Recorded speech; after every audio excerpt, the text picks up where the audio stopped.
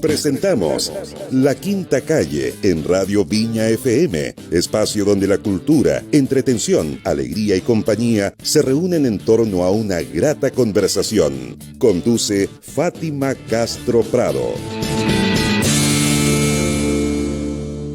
Hola Fátima, buen día, ¿cómo estás? Buenas tardes ya. Buenas tardes, bienvenida como siempre. Pedro, bienvenido una vez más. ¿Qué tal? Hola Pedro. Hola, ¿qué tal? Muchas gracias por estar de nuevo acá en la Quinta Calle. El año pasado, ¿te acuerdas? Conversábamos. Sí, encantado. Estuvo con el Yanka, que aprovechamos de mandarle cariños también a Francisco Yanka Queo. Hoy estamos acá desde Valparaíso, al menos yo, bueno, tú también, en un otoñal, digamos, día de marzo, el último día del mes. Y bueno, contarles, Fátima, a nuestros auditores, tú algo mencionaste al inicio del programa sobre nuestro invitado de hoy, que es Pedro Cayuqueo Millaqueo. Él es escritor y periodista mapuche, actualmente candidato independiente a la Convención Constitucional por el Distrito 7.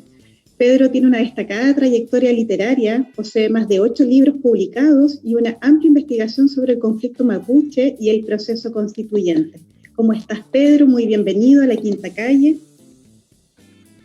Gracias, Pilar. Encantado de estar conversando con ustedes y disponible para responder todas sus inquietudes. Muchísimas gracias. Oye, Pedro, así como introduciendo ya al tema en esta entrevista, ¿qué nos puedes contar tú sobre tu candidatura a constituyente por el Distrito 7 en estos momentos? Bueno, mi candidatura Espérate, dame un segundo, Pedro, aprovechando un poco la pregunta que te hace la Pili. Sí. A mí me llama la atención que por qué de esta región y no... me encanta porque estamos acá, bueno, todos vivimos en la quinta región, pero ¿por qué esta y no la Araucanía, como podría ser como lo...? Bueno, de hecho la gente se sorprende cuando sabe que Pedro es del Distrito 7. Sí, pues a mí me pasó exactamente lo mismo, por eso te lo preguntaba, el por qué. Bueno, un poco tú, Pedro. Exacto. Bueno, hay una razón que tiene que ver con que con mi familia estamos radicados acá hace al menos ya 3-4 años, ¿ya? En Viña del Mar. Nunca quise vivir en Santiago. Siempre me negué a vivir en Santiago y preferí un lugar en provincia cerca de Santiago. Y la verdad es que estamos muy contentos acá. Muy buena decisión.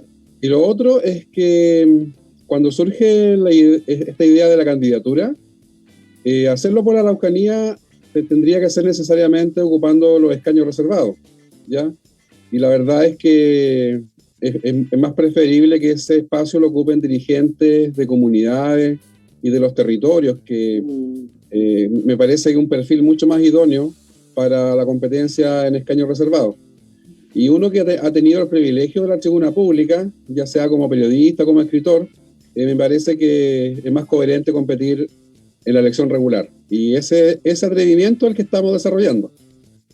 Perfecto, muy bien me parece, buen candidato. Aquí nos invitamos a todos los candidatos, ¿no? Bueno, con Pedro habíamos coincidido en algunas instancias, porque ambos somos candidatos en distintas instancias. Yo te quería preguntar a ti, ¿cómo ha sido esta experiencia de ser candidato en un proceso pandémico, en una experiencia pandémica? ¿Cómo lo has podido desarrollar? Mira, ha sido complejo, no solamente por la pandemia, también porque es mi primera vez en política, ¿ya? Yo no tengo en mi biografía ninguna competencia ni postulación a ningún cargo, tampoco tengo militancia, entonces la verdad es que ha sido todo como muy de primerizo, con mucho ensayo y error, y con todos los problemas que acarrea estar en una pandemia global.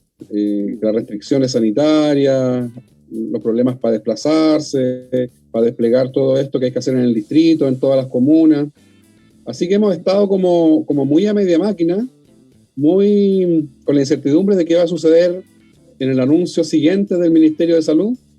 Y también intentando sortear todas las dificultades con creatividad, pues hay que usar mucho las redes sociales, usar estas plataformas virtuales, también los medios de comunicación y las posibilidades que hay de actividades presenciales, aprovecharlas al máximo.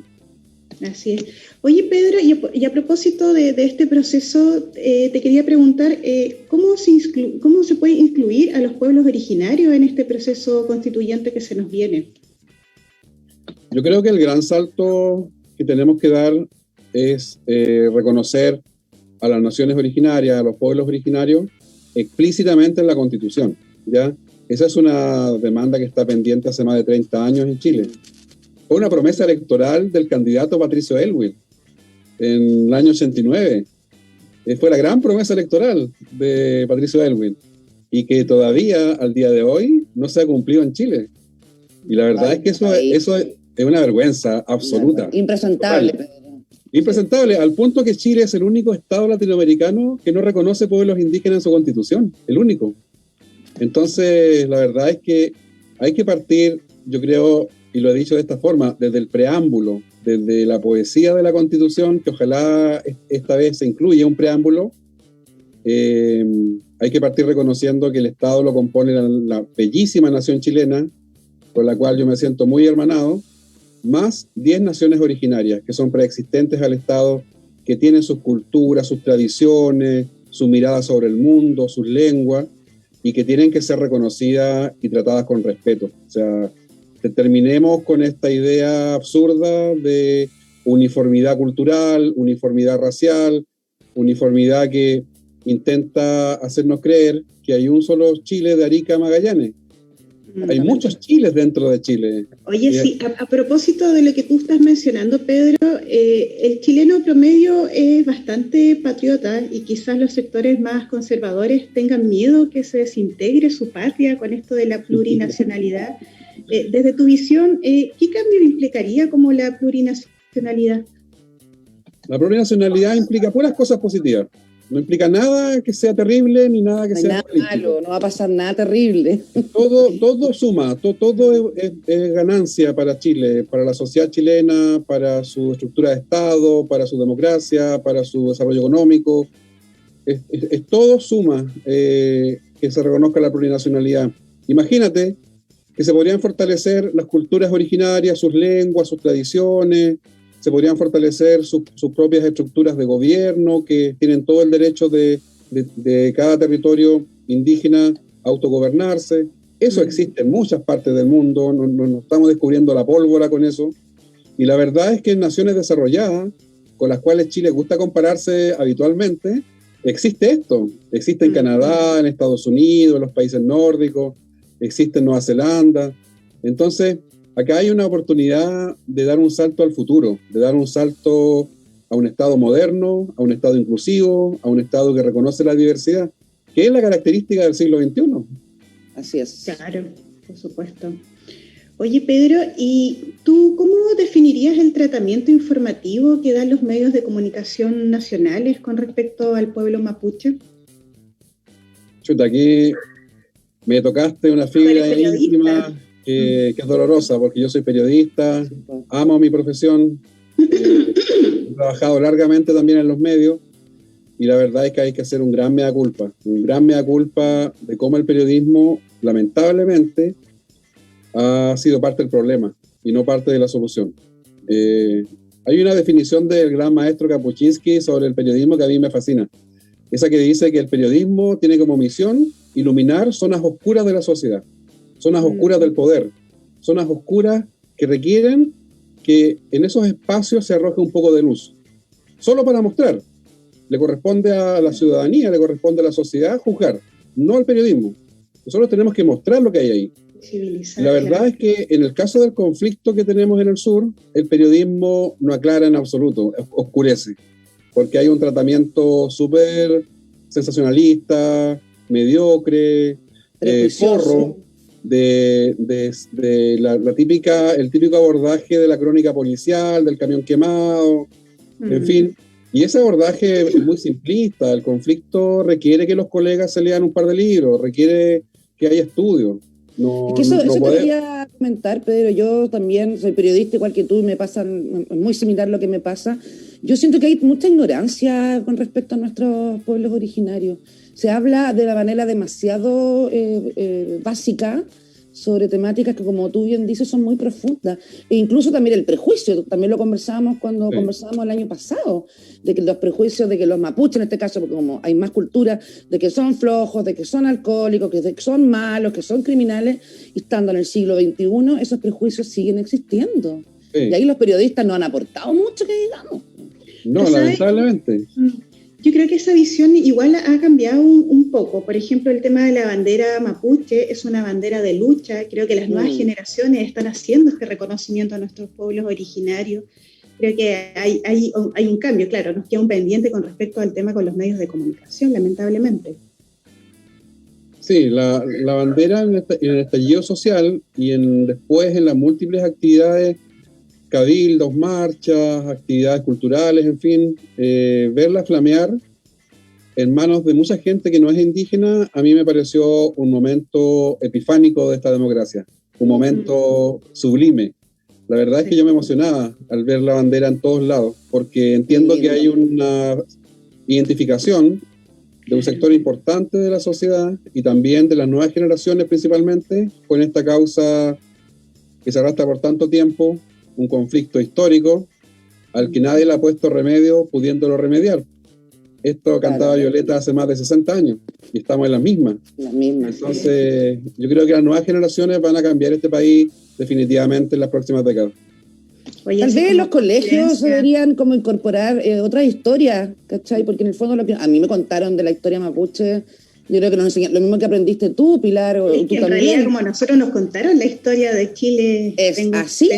Oye, yo les quería comentar, yo tengo una hija de 13 años que ella tiene su bandera mapuche en su habitación muy colgada y ella es súper consciente de su raíz. ¿En el colegio le enseñan? ¿Cuál ha sido tú desde tu punto de vista como madre? ¿O ella lo aprende por otros lados? Lo que pasa es que los chicos ahora tienen acceso a otros niveles de información, más allá de lo que pueden aprender desde las escuelas. Y de ahí ellos pueden sacar sus propias conclusiones también al respecto. No sé qué tú nos puedes mencionar tú, Pedro, al respecto desde la educación más formal. Sí, el sistema educativo no ha cambiado mucho, ¿eh? No ha cambiado mucho su mirada que tiene un poquito racista, colonial, en donde se nos enseña, a mí en la básica, se nos enseñaba las dinastías de Egipto, se nos enseñaban los sumerios, Mesopotamia, y de los pueblos originarios y del pueblo mapuche, la guerra de Arauco, Caupolicán y chao. Sería, exactamente. Yo la que tengo brava. Y la verdad es que debiéramos partir al revés, debiéramos partir conociendo la historia, cultura, lengua y cosmovisión de nuestros ancestros. Y desde ahí construir identidad nacional. Pero eso lamentablemente no ha cambiado porque no ha existido una gran reforma en los currículums educativos. No existió esa gran reforma tan necesaria.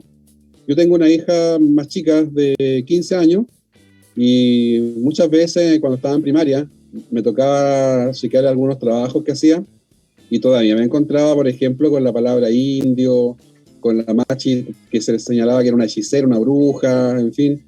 Y yo encontraba que... A eso me refería con la ignorancia, sí. Era como el colmo. Y yo una vez fui al colegio y fui a hablar con los profesores porque me invitaron a una charla y yo les dije que había encontrado en un trabajo de mi hija el concepto de hechicera, bruja para la machi.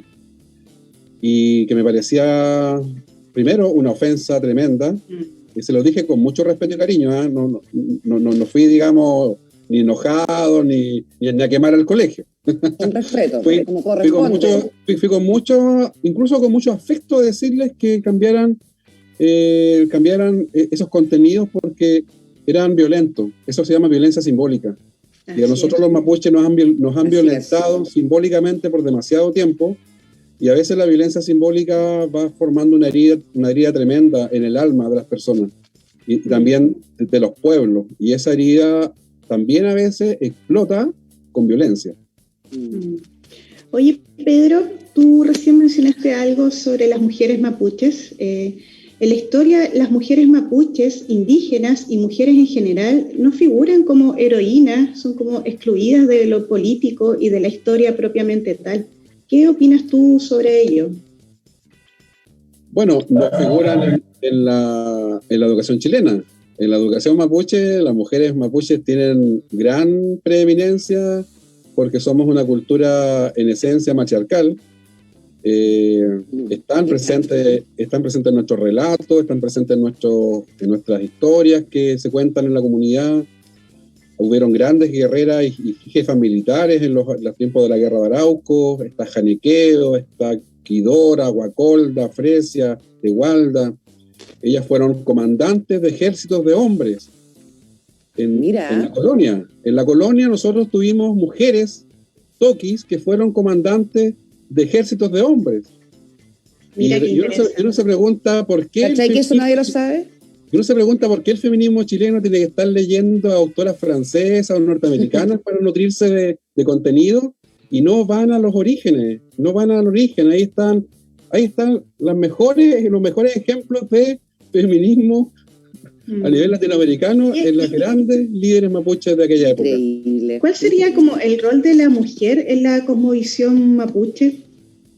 En la cosmovisión mapuche el rol de la mujer es importantísimo porque, como les decía, nuestra cultura profunda y forma de entender el mundo es matriarcal.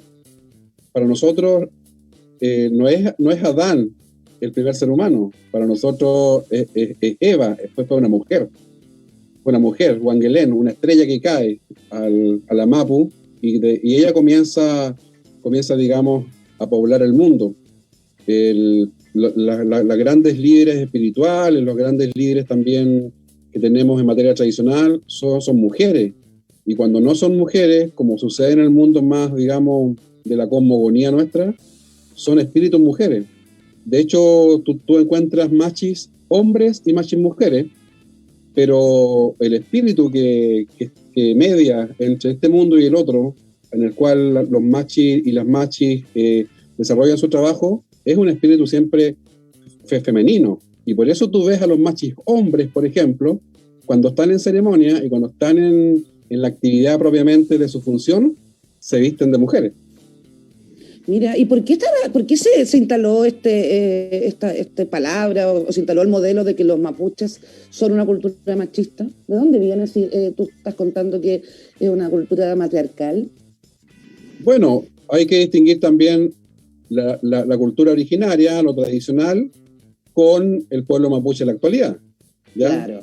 Hay una distancia porque nosotros, cuando perdimos nuestra independencia, perdimos nuestro territorio, también perdimos nuestro gobierno, también perdimos nuestra forma de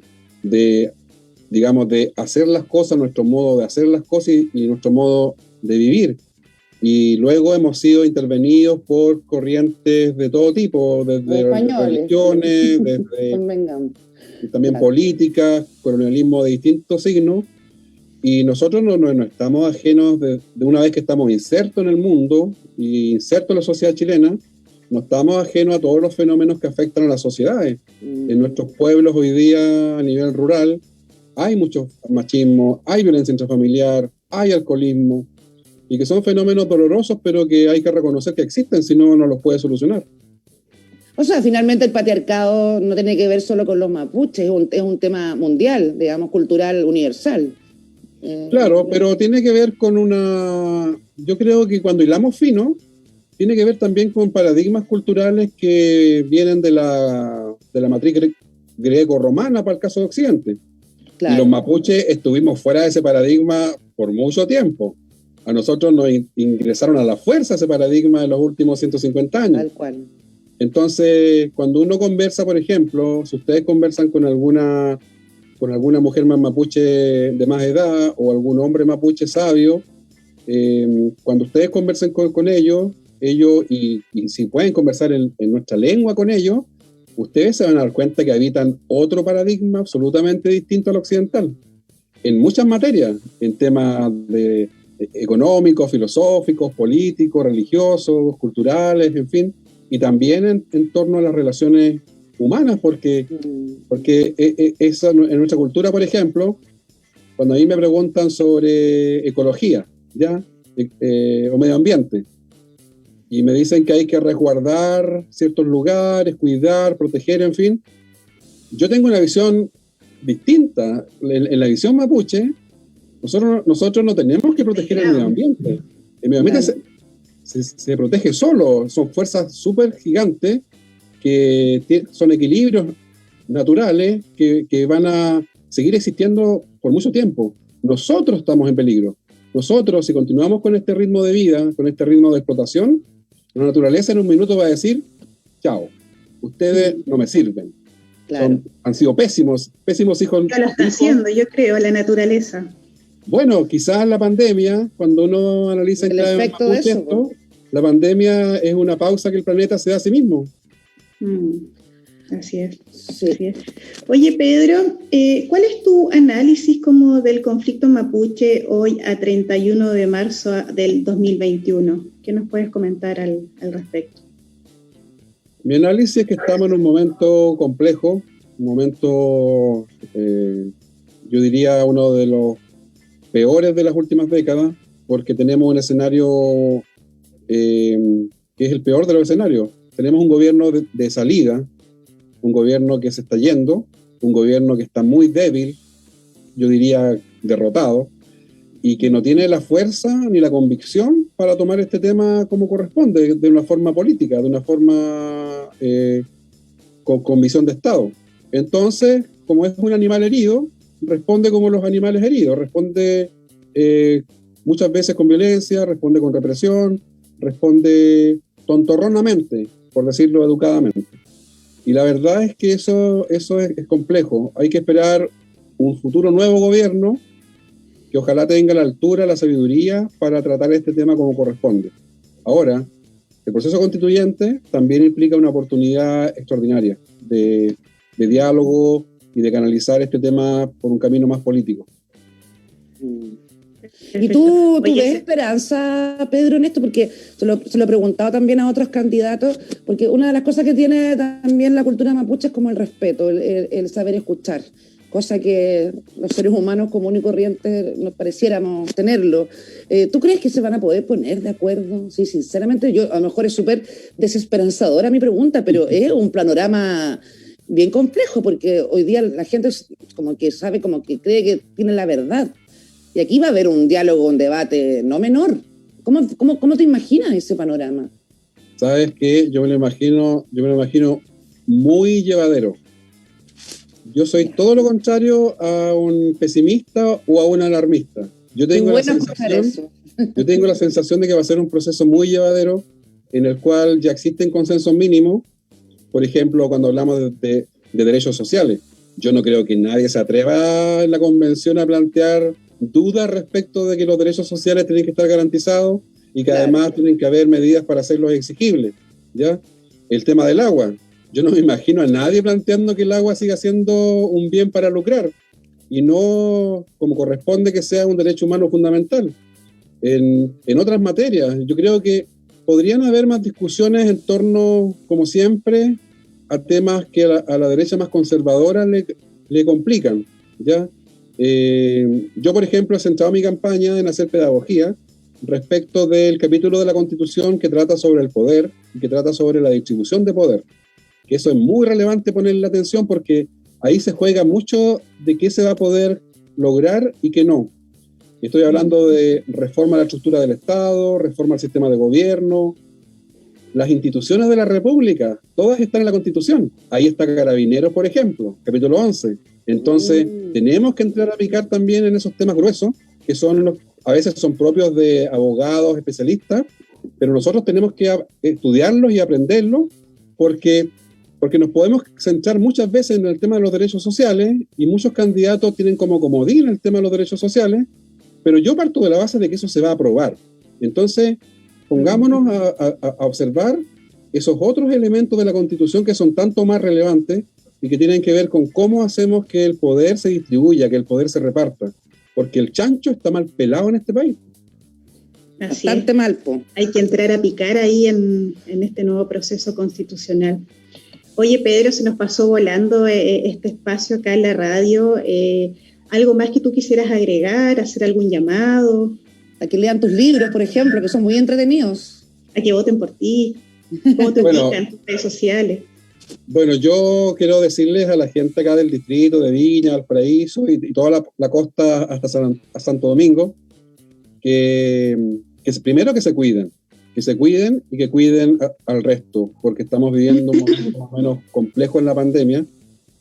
Yo vivo con una directora de hospital. Mi esposa es directora de un hospital acá en Valparaíso, y la verdad es que observo cómo ha sido el proceso de la pandemia, y la verdad es que hay que sacarse el sombrero por cómo lo están sobrellevando los trabajadores de la salud.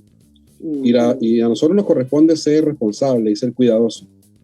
Mi llamado es al cuidado para que el próximo mes, como va a ser muy probable, podamos votar masivamente y podamos darle a esta convención toda la legitimidad democrática que se merece. Súper. Muchas gracias, Pedro, por haber estado acá. Siempre tan entretenido, dan ganas de seguir conversando y preguntando-te de cosas, no sé, eres como un libro abierto. Así que nada, gracias por estar nuevamente acá y cuenta con este espacio cuando tú lo quieras. Estamos abiertos a todas estas temáticas, siempre. Pues yo encantado. Muchas gracias por habernos acompañado el día de hoy en la Quinta Calle. Y bueno, mucho éxito en tu candidatura, en todo este proceso y en todo lo que se venga en términos generales. Y bueno, nos estaremos comunicando pronto. Como te dice Fátima, el espacio de la Quinta Calle siempre muy abierto a recibir. Muchas gracias a ustedes. Hasta luego. Que te vaya muy bien. Mucho éxito, Pedro. Que estés muy bien. Chao, Pili. Nosotros nos vemos la próxima semana con otro invitado. 60 minutos dedicados a la cultura, al debate, a la comunidad y a las artes a nivel local y nacional. Escuchaste La Quinta Calle por Viña FM 107.7, Frecuencia del Mar.